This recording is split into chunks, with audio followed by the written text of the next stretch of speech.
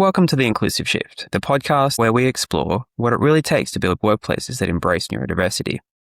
I'm Nic and in each episode, I sit down with neurodivergent professionals, leaders, and experts to hear their stories, challenges, and insights on creating inclusive workspaces. Today on The Inclusive Shift, I'm joined by Dr. Annemarie Lombard, the founder and CEO of Sensory Intelligent Consulting. Annemarie is an occupational therapist with more than 30 years of experience working with neurodivergent individuals. She began her career supporting children with learning differences before expanding her work into leadership, workplace development, and adult learning. She's the author of Sensory Intelligence, Why It Matters More Than IQ and EQ, and the creator of the concept Sensory Intelligence, a framework that helps individuals and organizations better understand how sensory processing affects behaviour, performance, and well-being. Her work challenges a simple but powerful assumption. If we want to make people thrive at work, we need to design environments that actually work for human brains. Annemarie, welcome to The Inclusive Shift. Oh, thank you, Nic. Lovely to be here. Lovely to share the stories that we both have to tell, I'm sure. Absolutely.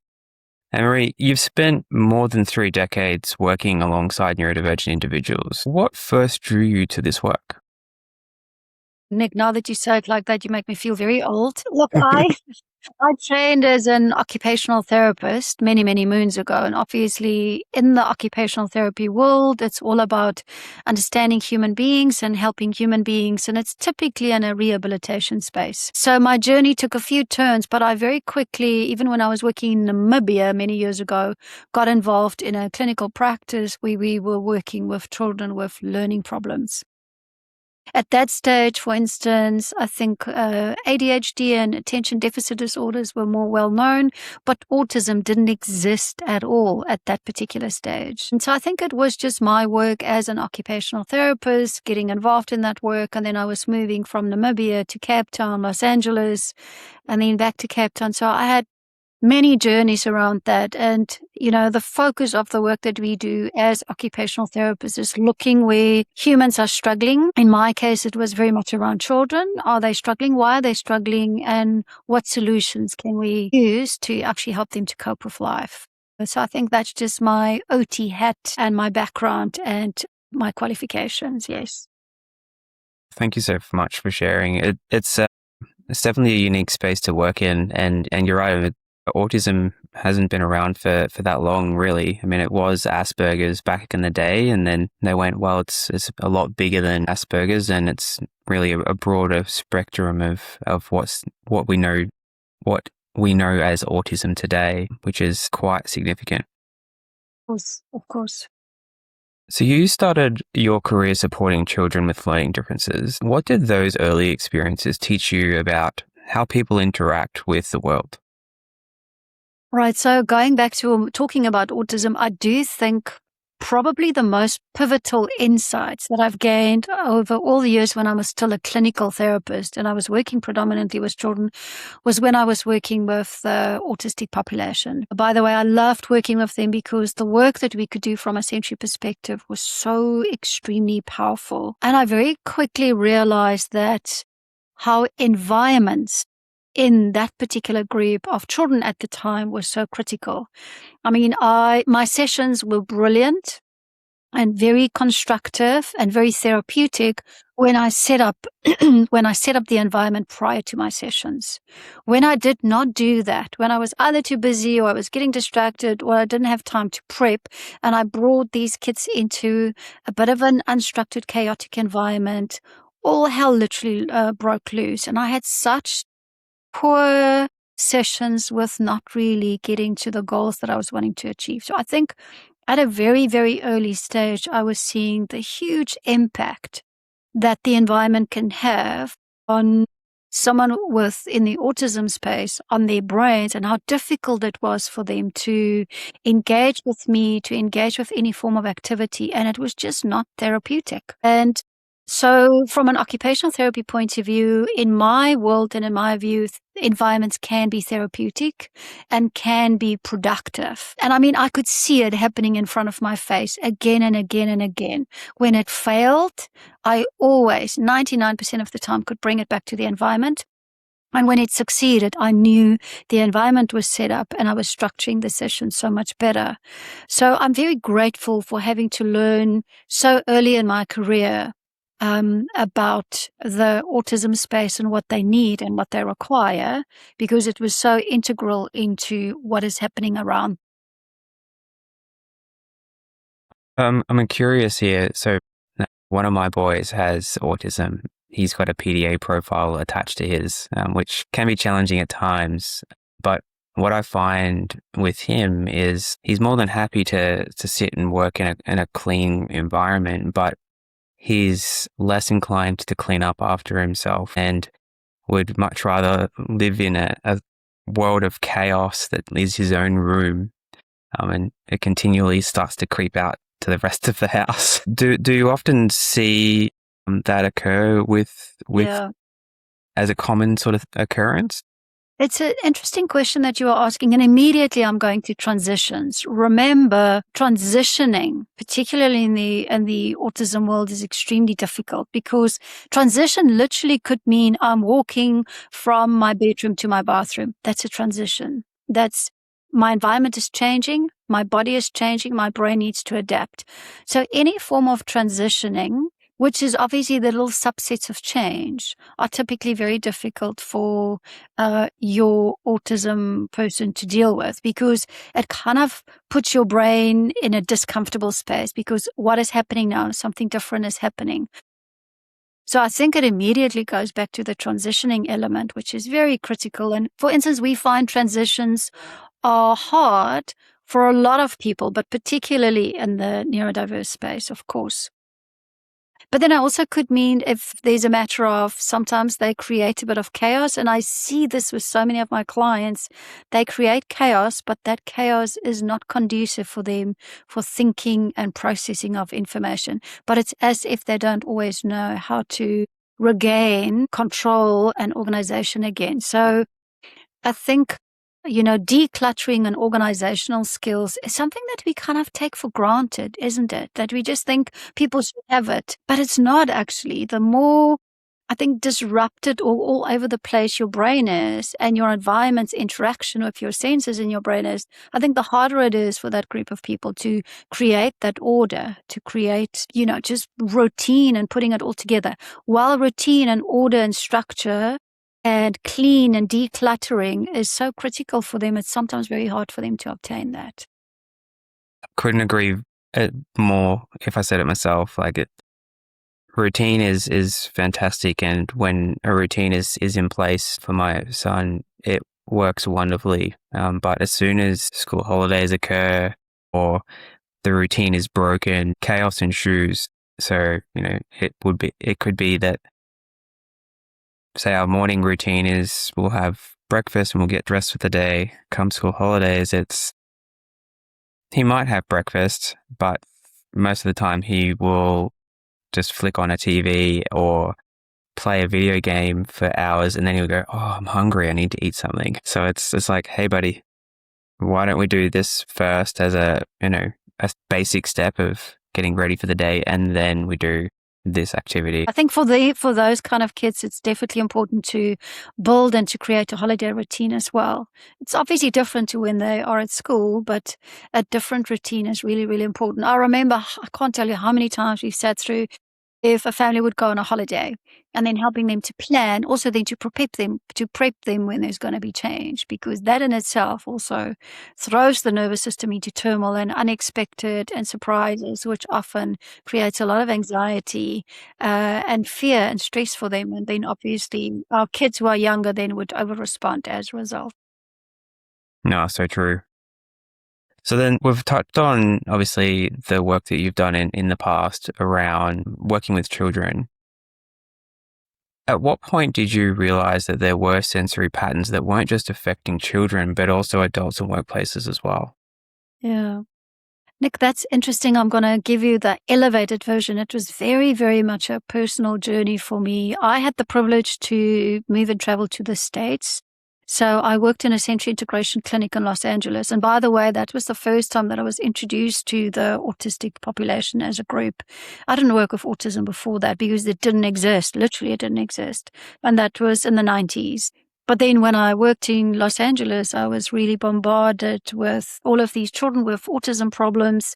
And I was working in a clinic where they are absolutely at the forefront of new research, and all the big names in our field was involved there. So when I returned back to South Africa, firstly, I couldn't find my feet. It was just as if my body was in two continents. Half of me was still in California in the States, and the other half was back in Cape Town, South Africa. But couldn't really function. And because of my experience there, I was actually asked to do training for the occupational therapists in South Africa, who actually we take them on a sensory integration certification course. And there's always this part of how does the brain modulate and regulate the senses, which is one subset of the work that we train in our area that I just felt drawn to. I could understand it. And I then became the sensory modulation guru in that particular field. And then I started to educate and train other professionals.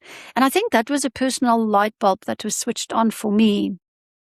How do I use this to expand the work that I was doing? Because I found my niche in really educating and empowering.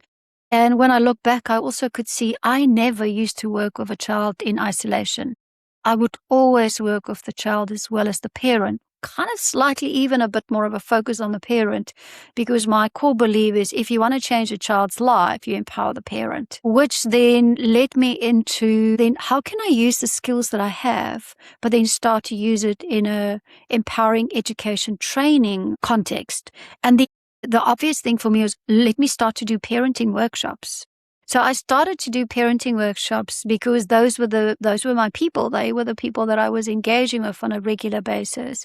And then I think probably the most pivotal moment was, okay, and then we always use an assessment. So, okay, if now I've assessed all of these children, how do I assess the adult? How do I look at the same thing with the adult? And over the years, the parent would always say, oh, I'm exactly like my child. That was, for instance, constant. If you assess a child, the parent always come, I've had similar problems, or I'm similar with my behavior. So those repetitive symptoms or behaviors was very, very common. So it was just the obvious thing for me. I started to work with parents, then I got into adult profiling tools, and then obviously my first guinea pig was myself. And I remember literally doing my own sensory profile for the first time, and I was blown away by the insights that I personally acquired from that. I share this often, and I'm happy to share it here as well. I think if I haven't done it at that stage, I probably would have divorced my husband by now. 35 years later, we're still together. And I promise you, when I could dig down and see, when I could dig a little bit deeper and see, we are all wired so differently. Our brains operate differently. And if we can unlock, understand, and use that, we suddenly have so much more compassion. We suddenly have so much more knowledge about, oh, this is why that person is doing that. He's not trying to just, irritate me or be annoying. It's really understanding for behavior from where it comes from. We all do different things because our brains are wired differently. We've got different needs, and it kind of surfaces individually. It was a huge personal revelation for me, and I kind of felt very guilty for a long time. How in the world could I have worked with this framework and this theory and this practice for so long with children? I mean, that was 15 years. But I haven't actually translated that back into adults. So, I made the shift, and I decided the work that I've done with kids, the same thing applies to adults, and let me shift into the adult world. And that was literally 26 years ago when I started to do that. And I think people at that stage thought I was crazy. What are you going on about? But it was such a natural shift for me because there was so much personal learning and revelation in the process.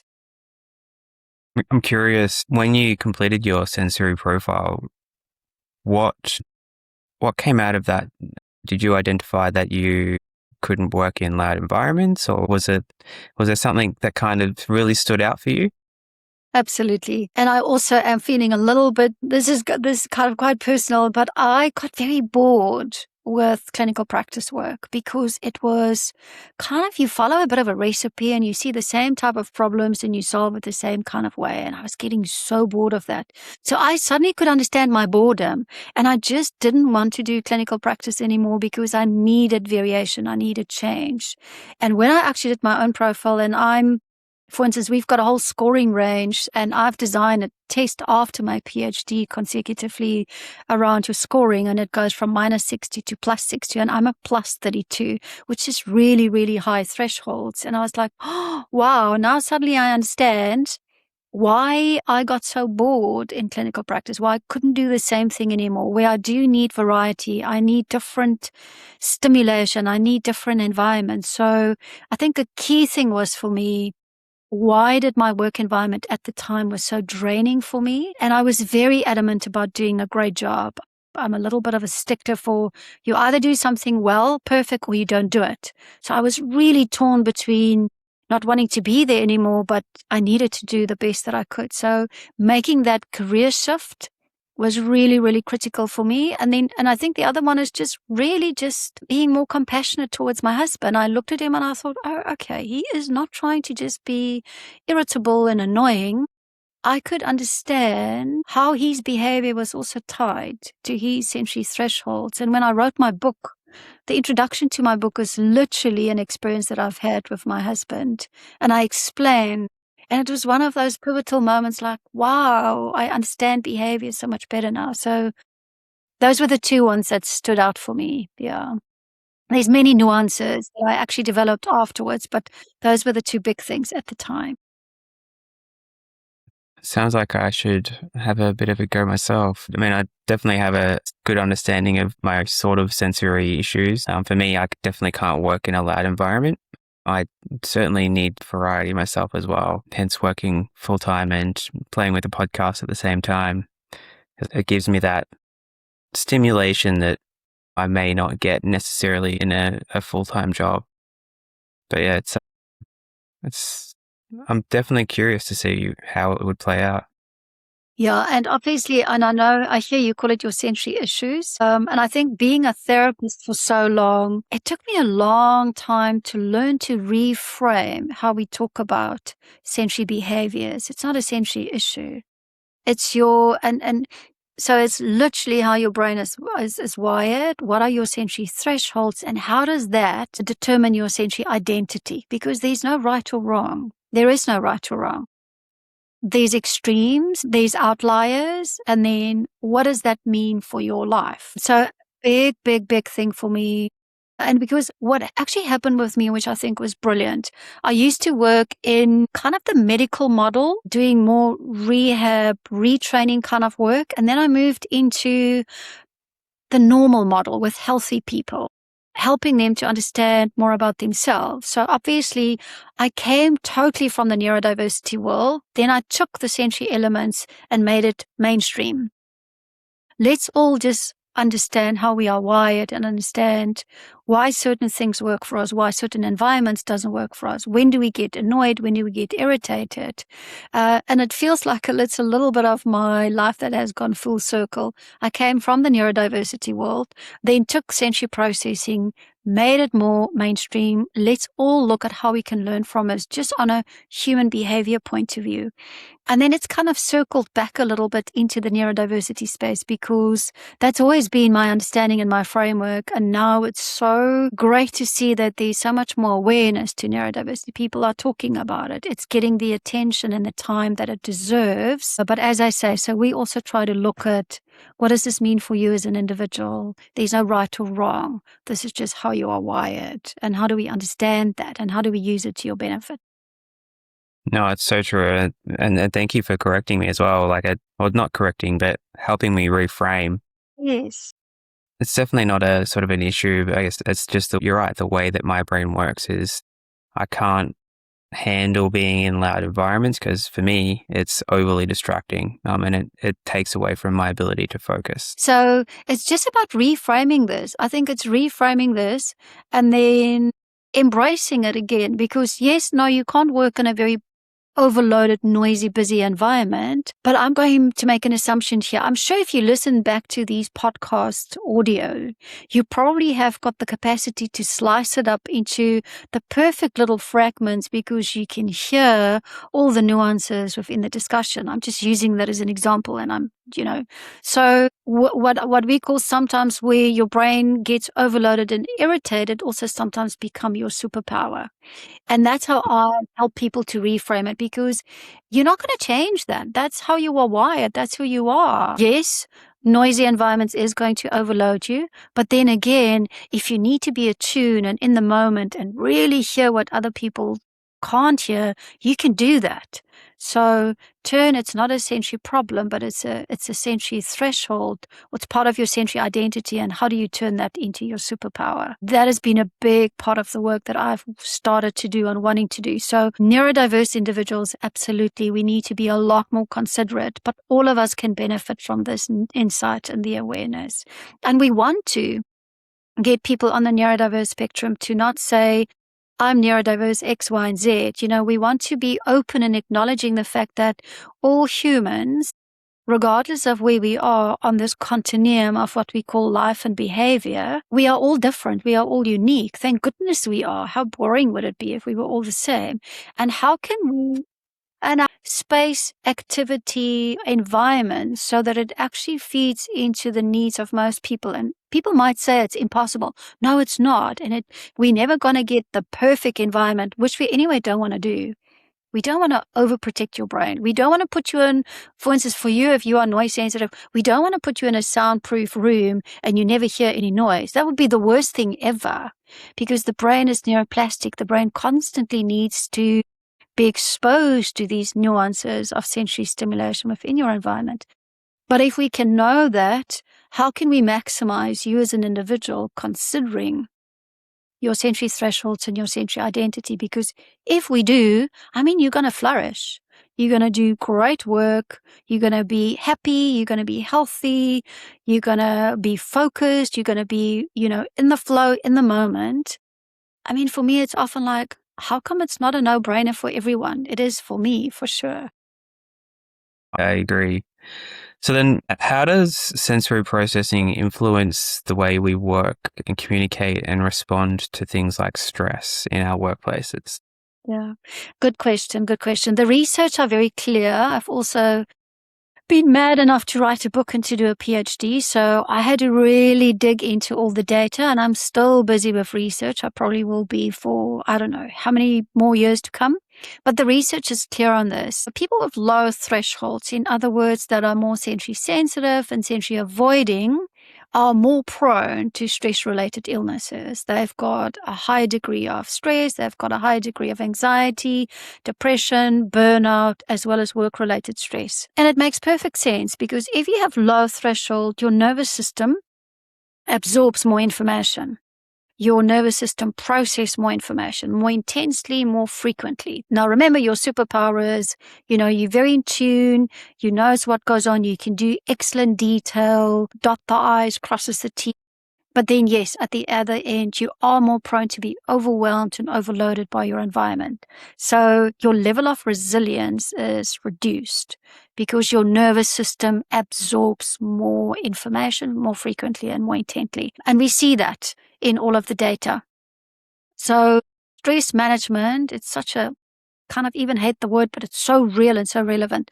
Stress management is important for all of us, but we definitely know that group of people with low thresholds are more prone to stress. They're more prone to be impacted by stress. And for instance, we've looked at sampling of more than nearly 5,000 of our data sets, and 30% of the general population, let's say the general healthy population, is more sensory sensitive and they've got low thresholds. But in the neurodiversity and the mental health spaces, 47% of that group are more sensory sensitive, are more impacted by their environment, need to actually make more environmental adaptations or accommodations so that they don't get overwhelmed. So the two really goes hand in hand. And when your brain is in that stress mode, then it's like, I always call it's crisis management. Then we have to do crisis management. So there's so much to be said about know where your triggers are, know what your thresholds are, and then work in a health promotion point of view. Prevent the stress from happening. Prevent the anxiety from boiling over, prevent the burnout from happening, because the recovery is always longer, it's harder, and it's just more expensive. So there's a lot to be said about having that awareness and the mindfulness of what is happening in my nervous system. How am I impacted by my environment? And how can I control for that? No, that's very, very true. And obviously the individual themselves has so much of a responsibility or capability of monitoring their own triggers and being aware of those if they have the ability to be aware of them, because not everyone is fully aware of their triggers and abilities. But what responsibilities do organizations have in setting up those workspaces to prevent those types of activities occurring? Obviously, in my opinion, it's another no-brainer conversation for me. If you're a leader of a big organization and you've got people working for you, don't you want to get maximum productivity out of them? Is that not your goal? I mean, every leader would tell you, we are here to run a business, to make money and to save time. Well, so it's all about the efficiency of human beings. All right. So that's what business is all about. So if that's your objective as a business leader, then you can't just put a lot of people into one space and expect them to just work and do their thing. I can be quite cheeky. So I would often look at a leader and say, tell me, where do you work? Or why do you work here? They often can do it for themselves, but they don't think wider and longer. How do we do it for our staff? Because it is about creating workspaces that is conducive for humans to deliver their best quality of work. And it doesn't need to be major and fancy. It is about, I believe, some of the key things is flexibility. And really, the world has moved on. We are now working with younger generations, people that want flexibility. So if you can have people to create a flexible workforce, then, create it. I also say, what have we learned during the COVID pandemic? People can work flexibly from home. Man, this is a dream for people who are sensory sensitive. This is a dream for your neurodiverse group of people because they've got more control over their environment. There's obviously it's not always rosy and best, but flexibility means that people can work against, to their own rhythms and to their own needs. Leaders don't want to go there because some of them embrace this and do it really well, and some of them don't know how to manage workforces around output versus time management. If people need to clock in and whatever, certain workplaces that is still necessary. But I think leadership also needs to move like, how do we lead people, or how do we manage people according to their output, not according to their time that they spend, according to their success rates. And then I think space again, if we have people sharing space, how can we accommodate them within that shared space? One person might have to sit in a corner, against next to a plant and a divider. Another person might need headsets. Another person actually might want to sit in the middle of a whole hustle and bustle of a group. There's so many variations to this. And I think maybe I've seen this probably where it was at its worst. I did my PhD in call centers. Heaven knows why. Dreadful work environment where literally sometimes hundreds and thousands of people are sharing one particular space, and then they're on calls. They need to make calls. They need to actually either deliver a sales or a service call or do debt collection. And then they're working in these horrendous environments. I think my shift into the importance of workspace became very entrenched when I was doing my PhD, because I was trying to look at if we assess people and what job should we put them in so that they flourish. That was my approach. But then I realized very quickly the job type or the task that we give them is only one part of it. If we give someone the perfect job type or the job task or the job action, but they're sitting in a noisy, overloaded, overstimulating type of an environment, they're not going to succeed anyway. So it's not just job type, it's also environment. What is that environment set up like? And then the other one is, what is the people dynamic in there? Leadership styles, management styles.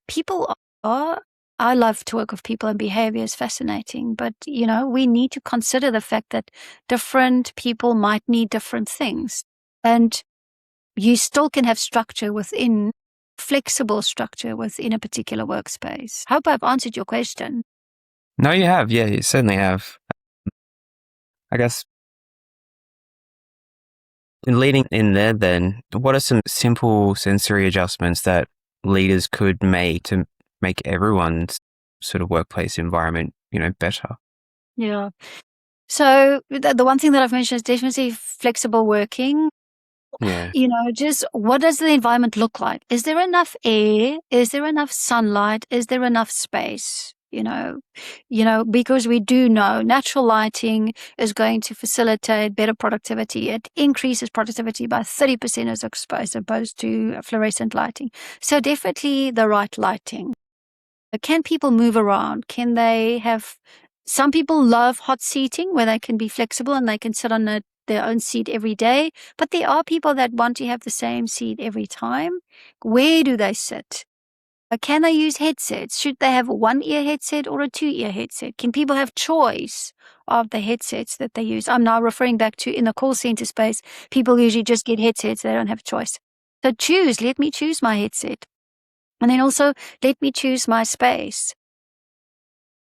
Can I change my computer screen? Can I change the color of my background versus the contrast that I'm using on the device, on a screen device? So I think really that level of choice is important. And I think the workplace of today, and I do think it's useful to bring people back to work, because unfortunately, the one bad thing about home working is people get isolated and they get lonely and they don't get enough social interaction. It's harder, admittedly, it's much harder to build culture in teams when people stay and they work from home. So bringing people back to the office can be very, very, very helpful. But I do think they should have that flexibility, and then set up the workspace from a design and an architecture point of view to be as sensory informed as possible. But then I also believe sensory informed is, are we considering the light? Are we considering the air conditioning? Are we considering the space? Do people, for instance, have standing desks? You're anyway going to set up that space. Just do it more mindfully. The cost, sometimes it's not even costing you more. Do people have the right chairs? If I need to sit on a chair the whole day, I need to have a good chair. So there's sensory informed design, and then the elevated version is sensory inclusive design. This person is more noise sensitive. Where are the quieter spots? This person is more visual seeking. They can be sitting in front where there's more variation or color that's involved. And that's easy to do. We often do that in the work that we do. But then the other thing is, does a workspace have, a cafeteria with healthy food options? Do they have focus rooms? Do they have good creative spaces where people can sit and brainstorm? Because if I have to go sit in a brainstorming space where the walls are dark and gray, and there's not enough light, I'm definitely not going to produce my best cognitive thinking in that process. So activity-based working, I'm quite a fan of that, because it means we can bring in different elements within a workspace, and then people can navigate to that as they see fit. And then the other thing is, do people bring in wellness incentives or self-development or training and development incentives for their staff? There's a lot more parameters to it, but allowing for people to bring in their individual needs, and then just making the space to be conducive, not pretty. I'm going to use this example. I once was involved in a sensory audit for a space. It was a big call center for Coke. And then the designers wanted to paint the walls red. This was a call center that was collecting debt. It was 500 people sharing a space. I'm like, you cannot paint the walls red. These people are going to kill each other at the end of the day. Red is an aggressive color. So red could be brought in as just little feature elements on, a banner here or something there. So we need to stop looking at stuff just through an aesthetic lens, and it's also your aesthetic lens. I remember working once for a big bank. There were, I think, 120 people in that group. The leader of that team had the highest thresholds of all of them. He said, okay, we're going to redesign the space. We're taking away all the dividers. And I'm like, you cannot take away all the dividers. All of the dividers being taken away was his sensory needs, because he wanted to see everyone. but I could show him that there was about 35% of his employees that were more sensitive. And I said, those people actually need a divider so that they can work more distraction free. So I think we always make these assumptions. What worked for me must work for everyone else. And it's just not true. No, it's so true. I think for me, it's, can we introduce things like passports where an individual can kind of specify, hey, here are my sensory needs, or here are my personal adjustments that I need to make me more productive in my workplace. And, that's been quite a big push through a lot of organizations or avocation groups here in Australia, and I dare say across the world as well. But I loved also what you made mention there of having the natural light. For me, it also reminds me that, having that natural light it helps you with your circadian rhythm as well. So, it's nice and bright in the morning. Towards the afternoon, it starts to get darker, which means, it's indicating for you to go, okay, it's time to start winding up for the day. It's time to work towards going home. Less of a good thing when it comes to daylight savings here in Australia, because come daylight savings, it's still light at 9 a.m. or 9 p.m. I should say, which makes it a little bit challenging. But during the winter months, it's perfect, because it's like, okay, It's quite dark now. It's time to head home. Yeah, it's amazing how the human brain is impacted by everything that goes on around us. And there are ways and means that we can subtly change that without spending time, effort, energy, or money. Yeah, no, it's very, very true. There's human-centered design for workplaces is a huge thing. And it's something that I'm hoping is going to start to gain more traction over time as well. Absolutely. Absolutely. As I've mentioned, I was on this conference in Amsterdam 2 weeks ago. We were 150 people. I felt very at home. They were all these out-of-the-box thinkers, people in the architecture and the design space, and talking about, we shouldn't just design space from a visual point of view for aesthetics. We have to consider all of the ranges of the sensory systems, and then design for people, for health and well-being, for who are the end users. Can we design for the nervous system? In general, at least let's start there. And then can we design for different nervous systems? So that's sensory informed versus sensory inclusive. But it's a very important conversation to go through, because it's all about making people work better. And it's the common objective, isn't it? No, very, very true. Very true.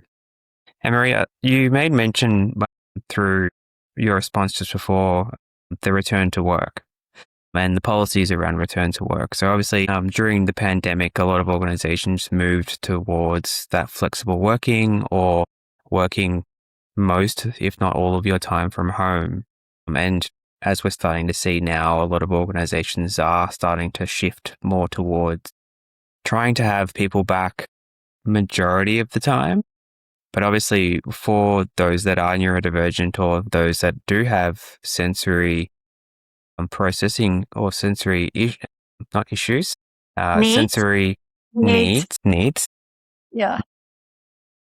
How do we go about ensuring that, obviously the flexibility is one element there, and ensuring that we still have that flexibility, but making organizations aware that that's still something that needs to continue beyond, the last sort of 6 years? Yeah. When I hear organizations are doing a full RTO, return to office in full, I'm very sad, because then I think, oh, come on, man. We've learned so much during COVID. Let's, and that makes sense for me. Let's take what we've learned from COVID and continue to implement that. But then also see what was the negatives that we've learned from the COVID pandemic and people working from home. So I just want to be clear on that. We don't support exclusivity for either. I don't think people should just be stuck at the office, but I also don't think people should just work at home, because there's pros and cons to both of them. So I really do think in this middle space where there's flexibility and hybrid is the way to do it. But then again, within this flexibility hybrid space, it's still extremely nuanced. So I will give you an example. If you have workers or employees who's neurodiverse or have particular sensory needs. I'll give you an example. So they might, and this is just an example, so they might actually come to the office on Tuesday, Wednesday, but then Monday, Thursday, and Friday they will work from home. Versus those people who actually want to be at the office, they only need to work from home 1 day and 4 days. They can be back in the office. Yes, I think it does create a bit of a scheduling issue, but hey, that's what we've got technology and AI for. Let's get AI and technology to solve this problem for us, because if scheduling is a problem, that's an easier problem to solve than poor productivity or absenteeism or attrition or presenteeism. It's much harder to solve those problems. So I think that's the key thing, that we need to work with a hybrid, flexible model. And you will see, for instance, typically in the IT space, they are a lot more around flexibility and hybrid. And then versus if you're in a retail space, some employee groups just won't fit for them. They need to be back in the office every day because it's client facing. I'm not talking about those. That's different. I'm talking about typically your knowledge bases, or where there is capacity for people to actually create that hybrid space. So I think hybrid is the ideal. But then do considering that if people stay at home, they get very lonely and people do get depressed, and it's harder to maintain the culture when people are from home. So I think that's where we need to do. But bringing everyone just right back to the office, I think often that conversation is around retail space. So, it's a matter of they've got all of this retail space, it's sitting empty, and they got to do something with it. So that's the wrong reason for solving a particular problem. I think it's a problem to be solved, but isn't there another way that one could solve that problem? So I really think flexible workspaces, if any employer today is not embracing flexible working spaces, I think that's what the younger generation want. And that's how definitely your neurodiverse group of people are going to work so much better. So for me, it's another no-brainer. We got to do it. Yes, it creates problems, but we just got to figure out how to deal with that. I don't have all the solutions because I'm not workplace optimization and in that scheduling business. And I'm not planning to move there either. But I think it's a good problem to be able to solve. Yeah, no, look, I think you're right. Flexible and hybrid is probably the best way to go. It's a unique situation. Everyone does have their own sort of needs, and they need to be worked around. And if we can accommodate and enable our knowledge office workers to be able to do that, that's wonderful. I think where a lot of organizations are kind of forcing that return to work full time is the level of trust, I think, in the employees as well, because it goes back to what you were saying before around managing outcomes as opposed to managing time and people sitting there and at their desk, because that then, comes back to presenteeism. They're sitting at their desk, but are they actually delivering for me, as opposed to they're not at their desk, but I'm actually getting an outcome. So which one's going to be better for the organization going forward? Absolutely. And listen, don't get me wrong. There's accountability both sides, So yes, I believe an employer should have the accountability to create and to produce and to provide as much flexible working options and accommodations as possible, because it will benefit his or her employees and they will work better. But for the same token, an employee also must hold accountable for their own time management, for their own discipline. So I wouldn't blame an employer if they bring groups of people back into the office because people are non-compliant, or they're not producing, or they're not effective. Sorry, because I wouldn't expect any employer to be able to tolerate that either. So that's certainly the truth. I think I always say adults in the workplace are adults. They're not kids anymore. They should be treated like adults, but they should also show up as adults. So, and maybe I've got a little bit of a cutthroat approach to that. I think it goes both ways. We need to step up, we need to adult, and we need to take ownership, discipline, and responsibility. And I'm also a business owner, and we're a small team, but we're a remote team. So I've also learned in our team, someone who's not extremely self-disciplined and self-guided and self-directed fail in our team because we do not micromanage. that's what we expect from people who join our team. So it also, I think there's general rules, but then, I think it will differ from organization to organization and industry to industry. But I do think leaders should just ask the people that work for them. I think sometimes we think we have to get all the answers from someone else. If you're a leader and you've got an organization of people, whether it's 20, 100, 500, 2,000 that work for you, ask them, what do you want? How can we make your work better? Yes, and you will, but, give people some autonomy. I'm always interested what amazing ideas people come up with if you just ask them. That's very true. I'd be very interested to see or understand if leaders are, whether it's a knowledge issue on them not knowing how to potentially ask or what to ask, or whether it's a lack of understanding of what they can and can't do as leaders within an organization as well. Because a lot of obviously executive leaders may know a lot more, but when you start to step down towards that middle management, it becomes a little bit more grey, and there's less of an understanding on potentially even how to support an individual that is neurodivergent or that has sensory needs as well. Yeah, absolutely. Absolutely.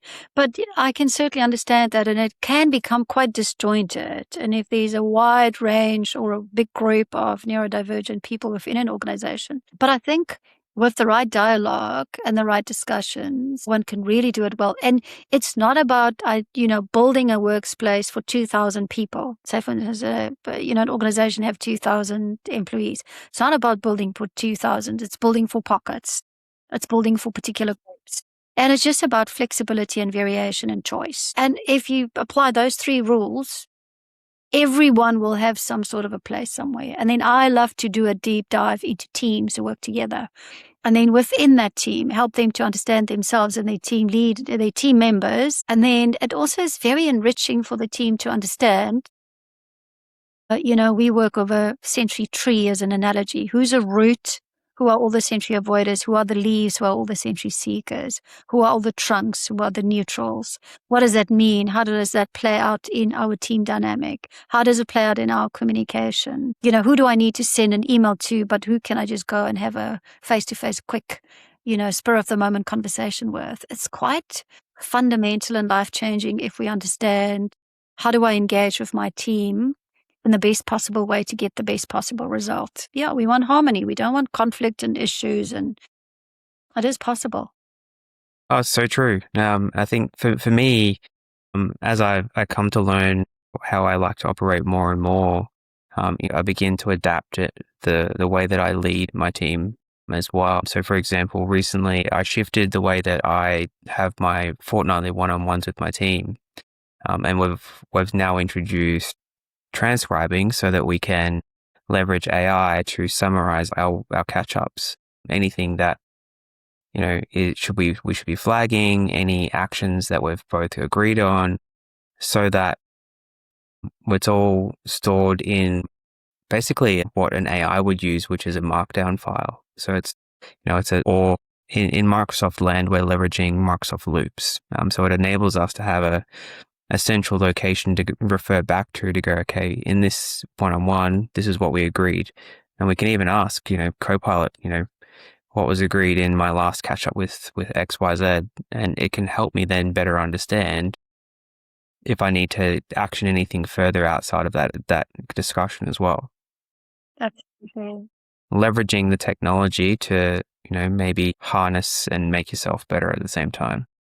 Absolutely. And I agree. I think, look, I love and I embrace AI as well. I do think you're right. How can we use technology to help people to then focus on the thinking bit that we have to do and that we are really good at? Absolutely. I agree with you. And it's great that you guys are doing that. Yeah, just pulling all of those teams together on the same objectives and the same goals. That's so true. So, Marie, what changes when a leader focuses on people's capacity rather than limitation? I think probably the biggest thing that you will find is you will build loyalty. So in this war for talent, because organizations, it's in their best interest to actually recruit and employ the best possible skill set for their business. And then obviously to upskill them into their particular framework and then to obviously retain them. So I do think as employees can see that a leader is really invested in their health and well-being and in their happiness to be part of that organization, they're going to stay. They're definitely going to stay and they're going to be loyal. And loyalty, builds trust and then builds performance and productivity. If I'm working for someone that really take care of me and that my needs are important for, I'm going to work harder for. If I feel my needs are not being considered and, it's not a workspace where I feel I can be the best version of myself, people do withdraw, even if it is subconsciously. They withdraw, and then if something else comes along, they're definitely going to, skip, and move over to someone else. So I think retention, staff retention and loyalty, and then productivity, and then you get cohesive teams who really work together well, performance gets elevated, and at least if the leader is steering them in the right direction, companies will definitely thrive. They'll make more money and they'll grow faster. I'm convinced about that because 80% of a organization's budget is usually spent on staff and people and employees. So that is your biggest asset. So if you invest in that biggest asset, you're going to get better return. But often, and maybe that was a bit of a dilemma that I had when I was working in the call center space. I'm not that active there anymore, but I should, because there was all of this investment in technology, huge investment in technology, but not enough investment in really empowering people. For me, it was the wrong way around because technology is only an enabler. But if we can invest in people and how do we optimize people, I don't know, everything, it's a scaffolding effect and everything falls into place after that. And I mean, That's very true. We've done various case studies where we've done interventions with clients and to see that they've had significant impact and increase in their KPIs and also the way that the team work together and the atmosphere and their well-being. So it is definitely possible. You don't want people to be absent. You don't want him to be there but not working, presenteeism. Those are the things that you want to avoid. And then we need to take care of people. That's just the bottom line. I agree. I guess the other thing, with the war in AI at this point in time as well, there's a overwhelming fear in the technology space that, hey, my job's going to be replaced by a robot and I'm no longer going to have that job. And we have seen huge organizations, be it like the likes of Microsoft and Uber and everyone, slashing people because they supposedly aren't needed anymore because of AI. But I guess I don't know whether it's an AI driven prerogative or whether it's we just need to reduce our overheads because we're spending so much on tools instead of investing in our people. Exactly. Look, I do think it's silly not to use AI to take over mundane, repetitive type of tasks because what human wants to do that anyway? So I think AI definitely have a place. And I think the company that's going to do well in the future is where they're going to leverage AI to take away the tasks that is very repetitive and can be done by AI. But I think AI in the hands of a team who's got really brilliant minds and creative thinking and real strategic alignment, I mean, they're going to just, expand and grow exponentially. So I certainly don't want to, sound too wise with the whole AI thing. It's a little bit scary for me as well, but I think it's new technology and I think we do need to use it wisely. Is it going to make some people lose jobs? Surely, but we have to then pivot and adapt, which is using your capacity as a human. So, yes, and all humans also have different capacities. So, I think I'm not exactly sure. No, they're very true. It's I'm a scary time. My son is a winemaker, so I think so far, his job is still safe. His job is certainly safe. Well, but I want to come back to that, Nick, in particular. I do think because so much AI slob and AI is taking over so much, that's what's happening. So I think the more we can help people to stay human, and what does it mean to be humanly connected and human connections and human relationships? I kind of feel that's a little bit of the new frontier. If we can teach people how to really maintain humanity on a relationship and a social level, you know, I kind of want to say that's the stuff that we need to invest in going forward, because AI is definitely, taking more and more away of our humanity. I mean, it's very scary for me to know that there are people that is using AI as a therapist. Sure. No, that's a hard one for me to contest with. I think you can use AI for a lot of information, but as a therapist to really listen to you and to be human to human, that's a bit of a scary one. So I do think we need to maintain what's truly human. It is very scary.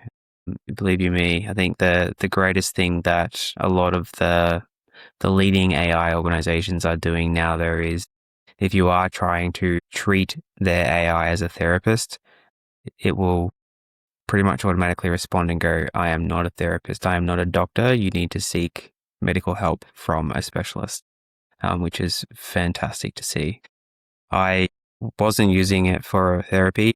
I did recently have a running injury and I was trying to recover. It's fantastic at giving you, workouts and stretches and things. But I said, hey, look, no, the pain's still really bad. And I was like, stop, go and see a specialist. And, I did. And lo and behold, runner's knee, which is always a wonderful thing to contend with. But I loved to see the fact that it was like, no, I'm not going to help you any further.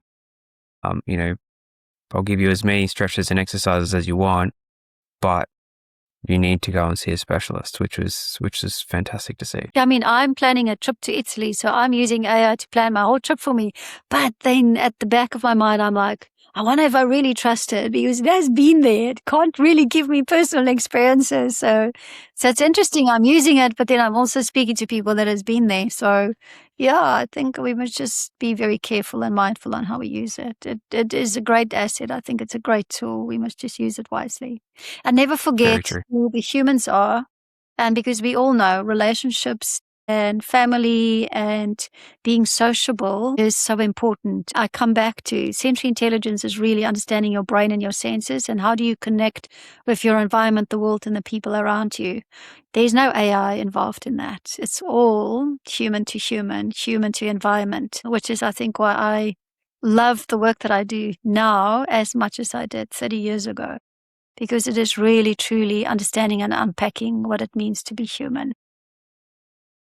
That's so wonderful to hear. Annemarie, I'd love to turn the mic over to you. Do you have a question for me? I was just wondering, what made you become interested in neurodiversity? I mean, I think you've shared a little bit about your son, but yeah, what Yeah. was your interest?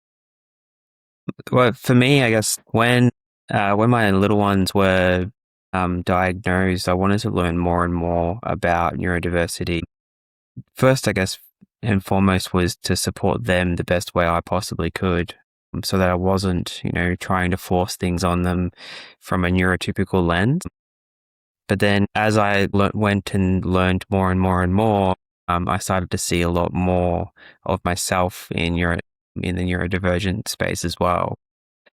So I guess over the last, how long has it been? Over the last sort of 4 years for me, it's been a bit of a journey on supporting my kids and then taking what I've learned in there and transforming it into the way I work and support my team. But not only that, but trying to support my organization on the way that we can become more inclusive there as well. And then more recently, I took a step back and went, I need to look after myself. So went and sought a diagnosis for myself to better understand the way that my brain works, so that I can not only help myself better, and manage my own triggers and when I need to look after myself more, but then to further support everyone that's surrounding me as well, my family and my team as well. Awesome. Awesome. Yeah, that's what I've been doing for the last little while. That's great. That's great. And it's nice to see that, because you're from a tech space and then you moved into this more human type of an approach, which is really, really great. I do have one other question, which is one that I love to ask. Think about, say, for instance, in the last, if it could be 2 weeks, it would be best, but maybe it might be 3 months. Think about your most joyous, energizing, fun, great moment that you've had in the last little bit. So, and tell me what it was and what you were doing. Your last real fun, energetic, great, good moment that made you really feel on top of the world. Well, for me, that's a challenge because I love running, and that is for me, it's a very solo sport. So more recently, before I injured my knee, which was 6 weeks ago, I'd hit my peak and I beat all of my personal bests and records. And I was so full of endorphins and loving life. If I was to bring it forward for the last sort of couple of weeks, I think taking time out and spending time with the family and going with some family friends to the local zoo and just enjoying a nice day out. Yes, it was very chilly, being winter here in Melbourne, but it was still a wonderful time to kind of just take a step back, enjoy being with the family and friends and having a nice day out together. And why I ask that? Because both of those situations, I'm a runner as well, so I hear you. My heart beats with you on that one. So if you are running or if you go to the zoo with your family, there's no tech involved. It's you, other people, or the environment, and then your senses connect you with the world around you. So I always like to create that awareness for people. It is our sensory experiences through our environments and through the people that we love that really makes us feel on top of the world. And we should never forget that. So get away from your tech, switch off those phones, make time for these very special, important moments, because they are truly the things that bring us joy and peace and and gratitude. So thanks for sharing. I love it. No, thank you. So then before we wrap up, I have a couple more questions. And the second last one for me is, so if organizations do begin to design environments for sensory intelligence in mind, what would workplaces of the future look like? I think they would be a lot more productive. They probably might be a little bit dispersed. I don't think it will be all cities everywhere. So if I can think long term, it would be nice if we can expand them a little bit across geographical areas. But it would be happy places that people would love to go to. And I think we definitely want to see a drop in the mental health dilemma that we have globally. I mean, mental health is a huge, huge, huge problem. And I don't think mental health is something that, for instance, we as a profession, that's core and focus of what we do. But mental health is a problem that we all have to solve. All of us have to solve it collectively. So I think this would be my wish, and I think it's possible. If we create more conducive workspaces, we're going to see better mental health, better productivity, and happier people. And we can start to reduce the mental health burden that we are seeing globally. We definitely can do that. It's all in our environment, in the way that we live our lives and work our work, for sure. I hope that would be my vision. We need that. Because I think the latest stats that I've read is by 2030, mental health is going to cost the world economy like $6 trillion. It's a lot of money and a lot of sick people and a lot of unhappy people. And then there's real nasty stuff like suicide, and people really break down personally and families. And we need to restore humanity. And it starts in the workplace, because that's where we spend most of our time, isn't it true? So if we can create positive, harmonious, healthy workplaces, it's going to have a ripple effect, without a doubt. No, I agree. I mean, what we're spending 80 to 90% of our time at work, if we can make those places a happier and more comfortable place to be, and where you are continuing to build relationships with humans and not robots, it's definitely going to lift people's energy. It's definitely going to make them want to be at work more. Not that you want them to be at work more, but it's giving them that sense of purpose and connection to the wider purpose of why they're coming to work at the same time. Exactly. And I think I often use the term quality versus quantity. Sometimes if we can do what we do less of it, but do it more qualitatively, really nurture or have moments of real, true excellence or real connection. It's much more useful than having hours and hours and hours of just existing. So let's have quality as opposed to quantity, because these pockets of real connection and presence and success and sits in those quality moments. And it often doesn't need to be huge and expanded. Think like getting anything done is, can we have those qualitative moments throughout the day? No, I agree. So then, to wrap the end of our session today, what gives you hope when you think about the direction of this conversation and the way that workplaces are heading?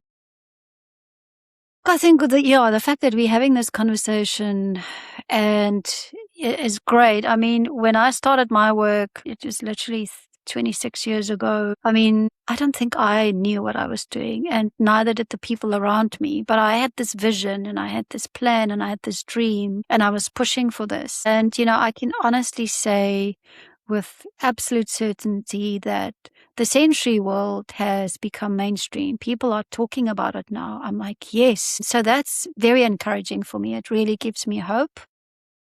Will I be able to see the fruition or the final of the work that I've started? Maybe not, but that's okay as well, because if I could have been part of a journey for healing and recovery of people, of communities in the world, then my job's done. Then we have to do that.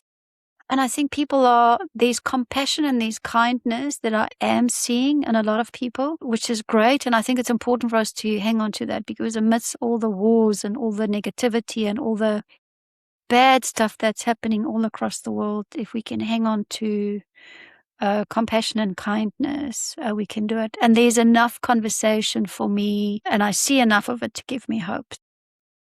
We must just be the majority going forward. Let's hope for that one. Annemarie, thank you so much for joining me here on The Inclusive Shift today. I really greatly appreciate your time. It's a big pleasure. Thanks for the conversation, Nic. Keep up the good work and let's stay in touch. Thank you. Cool. Take care.